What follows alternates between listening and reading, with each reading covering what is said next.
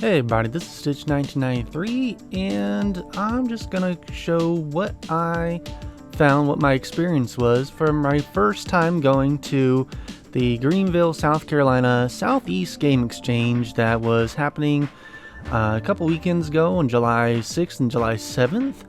I was there with my uncle on that Saturday, and this was like the first video game expo I'd ever been to. I've been to a couple of like comic conventions, but nothing that in a couple of toy conventions as well. But this was the first time really going to one that was specifically about mostly vintage video games. So the next 30 minutes we're just kind of gonna look around, see what I saw, and I'll kind of give a bit of commentary on some of the items that I purchased. So I went into this place with a couple games in mind that I wanted to try to find. The main one being Hatris for the NES. It's not it's an uncommon game, but it's not a rare game. So I was expecting not to pay too much for it. I would assume somewhere like this would definitely, one of these vendors would have had a copy. So unfortunately, no, I will tell you that right up front here. They did not have a copy of Hatris, which is interesting because, as we'll see, there is quite a number of more rare games available at some of these booths than there were of the uncommon. But you know, I had fun looking at stuff, and my uncle even found some games as well. I had a decent sized budget, but I wasn't like buying everything I saw. So as I said, I was kind of only being very choosy on what I picked up, and I kind of want to make sure that I was getting a decent deal as well. I am pretty well aware of what the most of the video games are, especially like the GameCube stuff, like right here. Most of these were decently priced, but for the most part, I had already owned all these. And then the ones that I don't own, they're kind of on my budget for right now anyways. I will eventually get them. So we're going over to our first, or I guess our second booth of the day, because this is the first one I spot some NES games. And from the looks of it, we'll get a little closer look here in just a minute. From the looks of that container, there is mostly common games. You know, your Mario Brothers, your Adventures of Lolo, and you know, everything in between. Good. This booth did have a good bit of video games. I was kind of looking at the DS because there's just like a handful of DS games that I still want to get complete in box. But nothing so far there. So yeah, as we move over to the NES, I didn't see anything there, and that's gonna be, you know, every single one of these NES booths, unfortunately. But I did have fun, so yeah, we'll take a look at some of the stuff that I saw, and as you're watching this, if you see anything that you thought was interesting, you think I should have picked up, or thought it was overpriced or had a good price, comment down below. Let me know what you guys are looking out for. So I'm not really collecting a bunch of NES games. Actually, Hatris is like the last NES game that I really want in regards to my own personal collection of NES games. I'm mainly looking out now for Wii games, and of course the last bit of GameCube games, and some PS2 stuff. So speaking of PS2, this booth actually had some a decent variety of PS2 games, including one that I was on my list to pick up, and it wasn't that bad of a price. I didn't pick it up though because that would have eaten up pretty much my entire budget with that one game.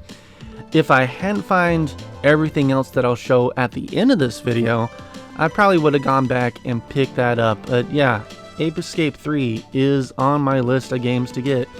And for 30 bucks, I think it was complete in box. That's a pretty decent price in my opinion.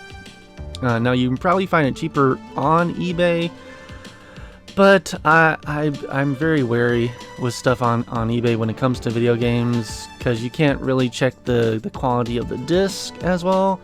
And you know, sometimes the people packaging you the games don't package them well, and you end up with a broken case. So I didn't pick that up, but it was a pretty decent booth overall. You saw a lot of those Wii games. Yeah, most of them were shovelware, but there were some decent ones in there as well. They were pretty much all $3 each, which is not bad for Wii games, just like in general. And we move over. They had a little bit of an NES selection there, but as I said, it was mainly, you know, your stuff you always find. I actually have some of those, like that Rambo one right up front. That's in my collection there.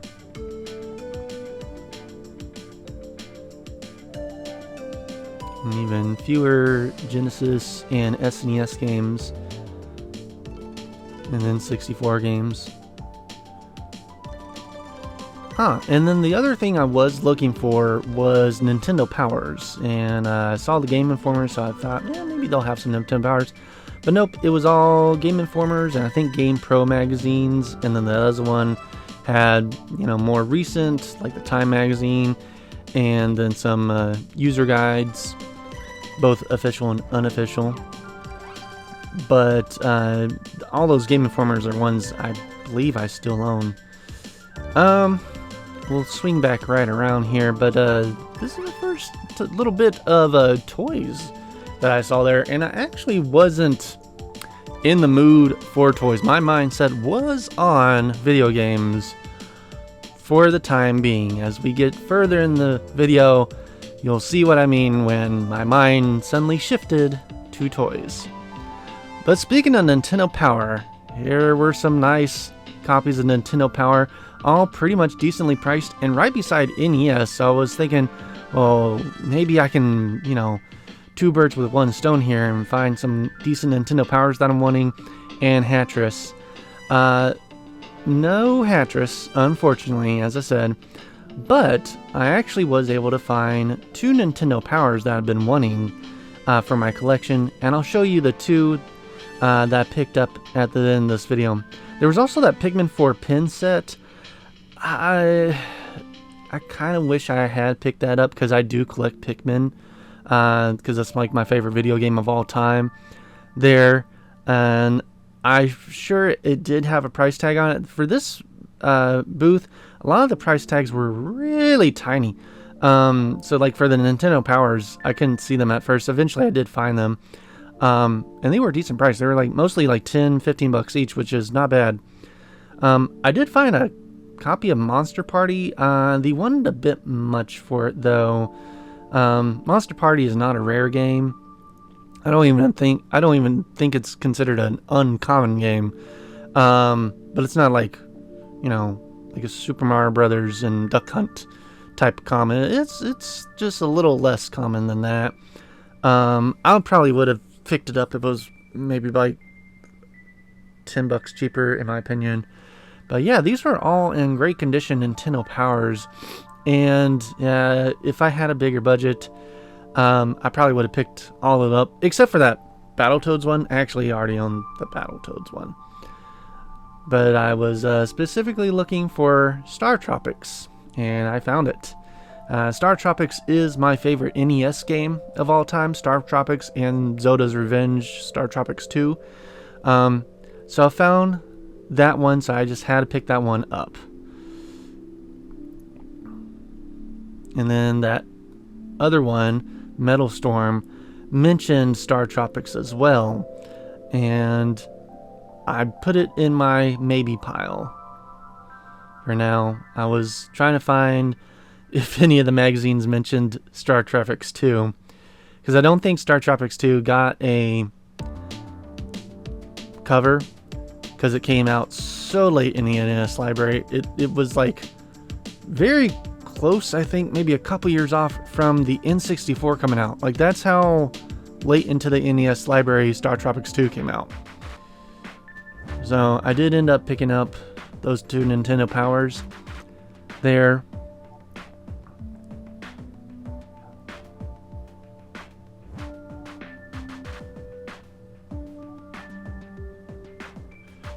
And I must say, it was, I mean, not surprisingly, it was pretty packed there and very busy and very hot. Like, the AC was on, but just barely.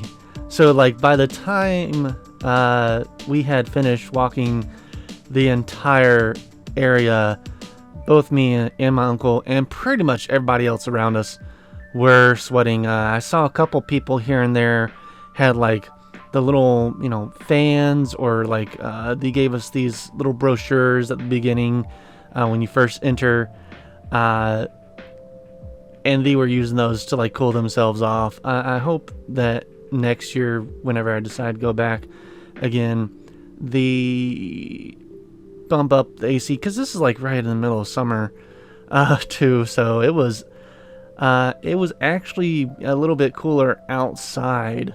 Just because there's so many people around there.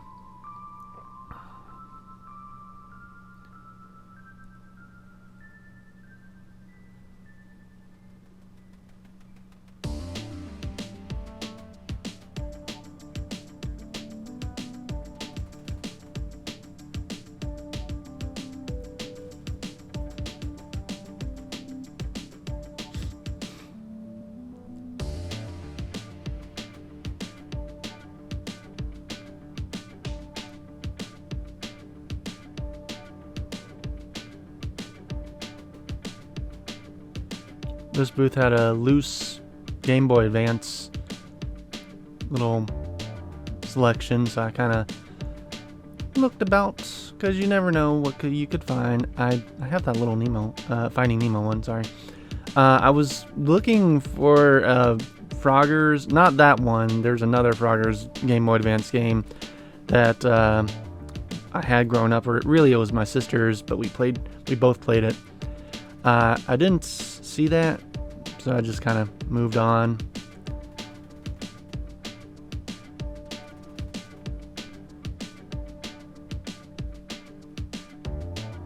I just realized this booth had 4 copies of 007.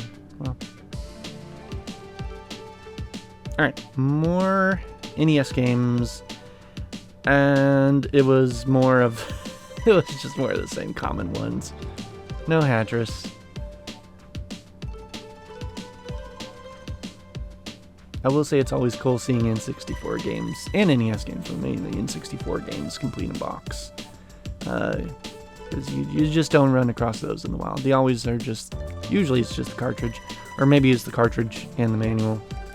But not a lot of people, including myself, kept the boxes for most of their games.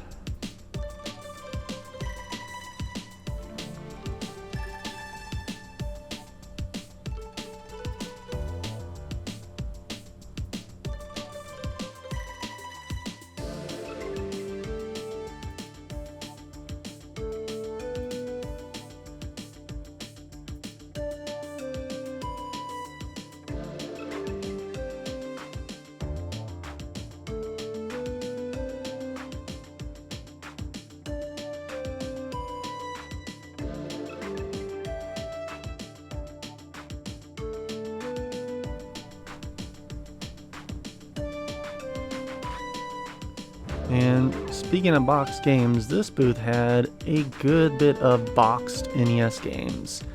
No Hatris, but just pretty much a good selection, variety of everything else, including Dragon Warrior and Kirby's Adventure.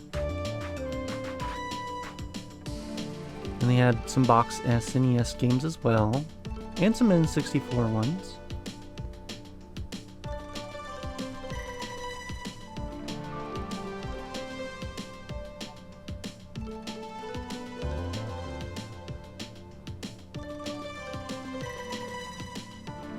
Man, I remember when Gotcha Force was like 20 bucks. I looked at that price and I immediately put it back down. It used to be on my want list, but then it just skyrocketed in price, and I was like, you know what? I don't really need Gotcha Force. There's some more Nintendo Powers.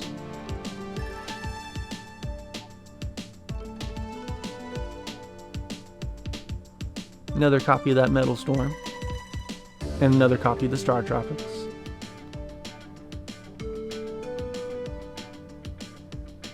As well as a lot of special edition boxed sets.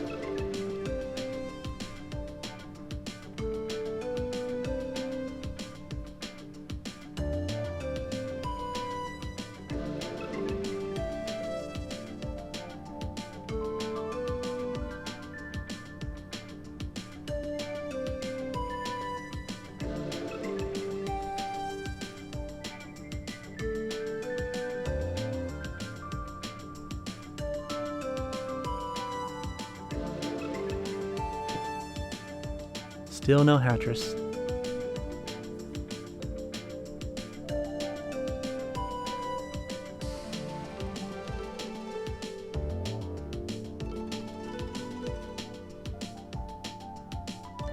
This booth was promising, as it did have a much larger selection than most of just loose NES games. And you know, even though I didn't find the one that I wanted, it was always nice just looking at them, seeing which ones I owned, which ones I may want to look up later.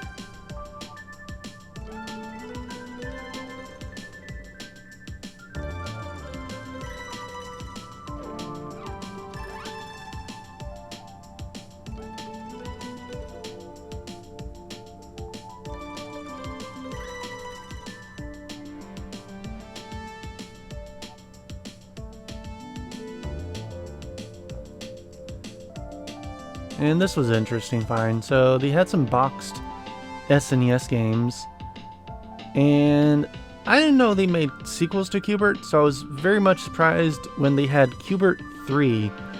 I just assumed there was always the one Q*bert game and then the one made for the PS1 that I think was just like a remake. But yeah, Q*bert 3, and then there's also a complete in box copy of the first Clay Fighters for the Super Nintendo. I have a complete in box copy of it for the Sega Genesis. But, you know, Clay Fighters being one of my favorite franchises, I just always like seeing it in the wild, just in general. More NES games, none of which for Hattress. Nope. They had some of the more interesting kind of, like B-52, more interesting knockoff, or not knockoff, but unofficial licensed, or non-licensed, whatever you want to call it, NES games.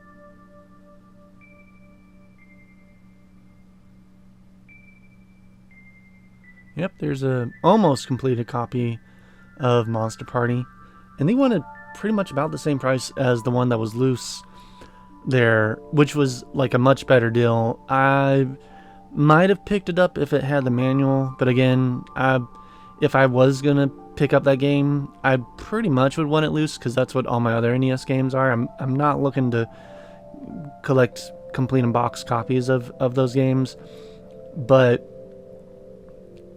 it was, you know, just a little too much. Ooh, Evercade games. So, this is one I've just started getting into, and I've got a couple already. And they had one that I've been wanting to get, and it was like $15 cheaper than buying it new off of Amazon. And had the cartridge, had the had the manual. So, yeah, I picked it up. The Interplay Volume 1. Which includes, hey, there it is right there, Booger Man. the Sega Genesis game right there in the middle, it includes that on there. So for $10, it also includes like the first Clay Fighters game, first Earthworm Jim, a couple other games. And each of those games are worth between $20 to $60 if you want them complete in box. So for $10, getting all those games on top of others, much better deal. And I am looking forward to the Evercade VSR. I have it on pre-order, and it was supposed to come out at the end of this month, but it got delayed to about the end of next month. But I will be doing a first look review on that. So if you haven't already, make sure to subscribe if you want to find out my thoughts are on the Evercade VSR when it releases. This guy had this was like okay, if they don't have it here, I'm not going to find it anywhere else, because this guy had a ton of NES games. You see behind you, there was a whole bunch of them in box, and I'm like just trying to look at every single one of them individually. I'm like, there's gotta be Hatris in here. There's just gotta. And it's so weird. He had like some of the rarest games. Like he was showing somebody else there, I think it's called Little Samson. It was like, you know, couple $1,000 video game. Cool. I don't want to pay thousands of dollars for an NES game, but you know, kudos to you if you do to complete your collection. It's fine. I'm thinking, okay, he's got some of the rarest games for this console. This guy's gotta have Hatris. And no. No Hatris. So with that, I kind of was like, alright, I'm not gonna find Hatris here. Unfortunately. Maybe next year. Yeah, I was even scanning every single solitary box behind him, because I was like, you know what, I'm not looking for one in box. He had them pretty decently priced. I'm like, so if he did have it in box, I would buy it, and it'd be like my only game I would own the box to. None, nope. So yeah, but I didn't go, as you've seen already, I didn't go away empty-handed. I did already find the Nintendo Powers and that Evercade game, and I already found a couple other stuff before and after this as well. But it was not meant to be. But speaking of not meant to be, I was not really planning, as I said earlier, to buy toys. But lo and behold, there was a vendor there that did have some video games, but it was mostly toys. And it was mostly Toy Story toys. And if you're new to my channel, I love Toy Story toys. I've reviewed quite a number of them, and I also review Potato Heads. And so I was just looking at every single one of these, trying to figure out which one I wanted. He had some from the Burger King line from the first Toy Story movie. He had a good bit of the toys from the second Toy Story, from Toy Story 3. He even had, if you'll see in a little bit here, he even had some of the figures of just the regular toys. He had a lot. So, and they were all really decently priced, especially for Toy Story McDonald toys. Those are kind of, McDonald toys just in general are kind of going slightly up in price there. But he had like complete sets of them, which was amazing. So I picked up one of them after I finished looking at the entire booth, and yeah, here's the Toy Story stuff. Yeah, that was a little bit of a hodgepodge of just a bunch of random Toy Story stuff from both the first and second movie. But then there was an RC there, which I already own a copy. They have Jessie, Woody, Bullseye. That was more from the first movie. toys. That looked like a complete set as well. And I knew I wanted to get one Toy Story set there because he had a whole bunch of them, and they're pretty cheap too for like the entire little bag there. So I did pick up one. I'll show you which one I picked up at the end of this video there. Look how heavy that thing is.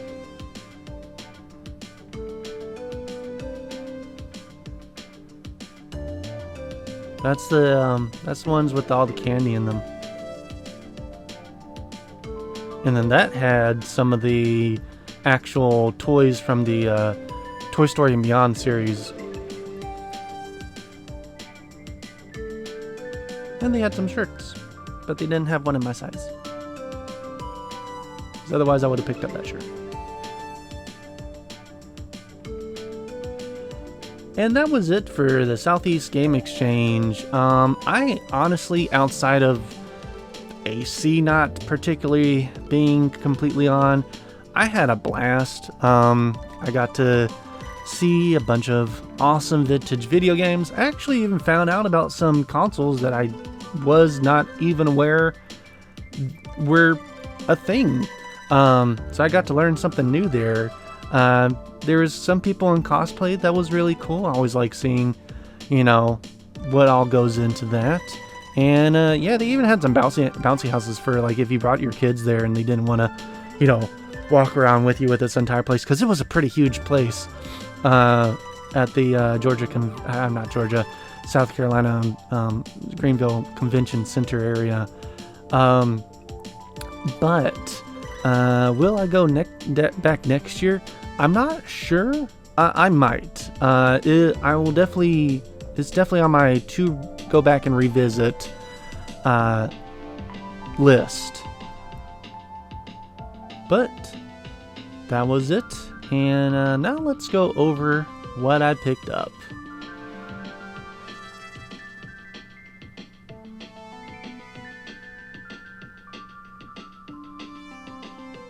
So first, as I said, I did pick up one of the Toy Story items from that toy booth, and I did pick up that hefty one. That was I didn't know at the time, but it was a complete set of the Toy Story 2 candy dispenser toys. These were the toys that if you paid, I think, a couple dollars extra for the Happy Meal, instead of just getting the regular toy, you would get these big chunky ones.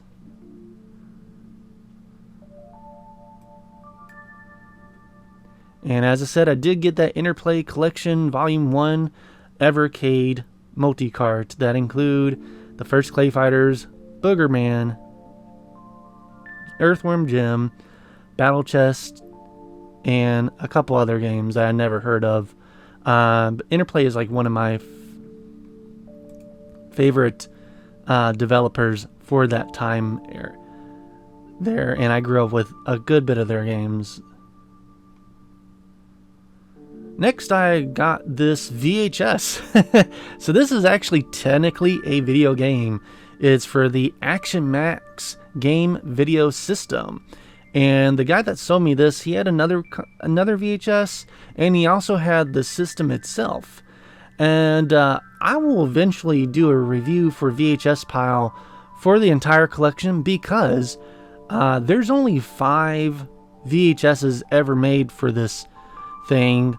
And what caught my attention is, as you'll see by the box there, it is practical effects. So it is got puppets, and I looked up the other videos. They're all practical effects type of 15-20 minute sets there, and they're all, you know, shooting games, kind of like Duck Hunt. I won't go into too much detail after that, but Rescue of Pops Ghostly was the copy that I picked up. And I found a Wii game that I did not have yet. Super Paper Mario I got for a decent price. It had, you know, it was complete, so I had the manual and everything. And it's one of the few Paper Mario games I didn't own yet. And lastly, as I said, I picked up those two Nintendo Powers, the Star Tropics one, which was Volume 21, and the Metal Storm copy, that was Volume 2. So Volume 21 is just kind of going over Star Tropics, and then the very next volume that says that hot review, it says Part 2 Star Tropics. So I thought maybe they were reviewing Zoda's Revenge, but no, it is the review for the first game. And that is it for my haul there. And as I said, great experience. Had a blast. My uncle found some games as well while we were there. Let me know down in the comments, did any of you guys get a chance to go to this, or is this your first time finding out about the convention, and do you plan on going next year? And until later, thank you and have a good day. Bye bye.